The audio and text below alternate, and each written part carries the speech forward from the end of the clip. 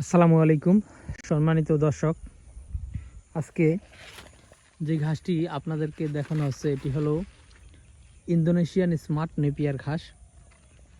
দর্শক শ্রোতা, এই ঘাসটি মূলত ছাগল এবং গারলের জন্য বেস্ট হবে।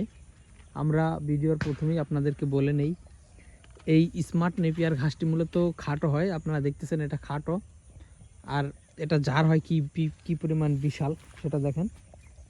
যে গোড়া থেকে যদি দেখাই, যে স্মার্ট নেপিয়ার ঘাসে জার হয় বিশাল বড়, কিন্তু ঘাস হয় খাটো।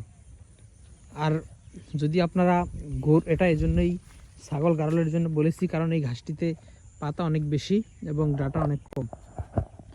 এটাতে পাতা বেশি থাকার কারণে ছাগল গারল খুব খেতে স্বাচ্ছন্দ্য বোধ করে, এবং এটা খুব নরম, মিষ্টি, রসালো এবং ধার কম। তবে এটা ছাগল গারলের জন্য এই জন্যই বলেছি যে এই ঘাস কম হয়। বিশেষ করে ওই যে আমাদের সামনের জমিতে দেখেন লম্বা লম্বা যে ঘাসগুলো, ওটা হলো মূলত জারা ওয়ান হাইব্রিড।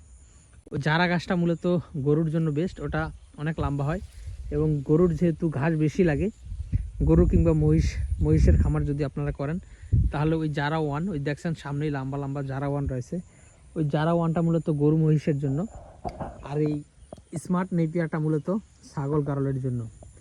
তো দর্শক শ্রোতা, এখন আপনি নিজেই ঠিক করবেন আপনার কিসের খামার কিংবা আপনি কিসের খামার করবেন।